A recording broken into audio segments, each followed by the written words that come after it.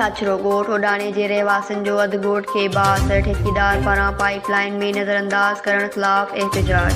छाछरो ॻोठ में लॻल आरओ प्लांट खां पाइपलाइन सॼे ॻोठ लाइ मंज़ूर थियल हुई, जेका सियासी तौरु टारगेट करे ॿिनि पाड़नि खे न ॾिनी वई आहे। ॻोठाणा छाछरो पब्लिक हेल्थ इंतज़ामिया मिठी पारां मनपसंद ठेकेदार खे ठीको ॾिनो वियो, जेको करोड़े रुपया हड़प करे वियो आहे। मुज़ाहिरीन छाछरो ॻोठ उडाणे जे आरओ प्लांट जी मरम्मत ऐं पाइपलाइन वारे कम में करप्शन जी जांच कई वञे।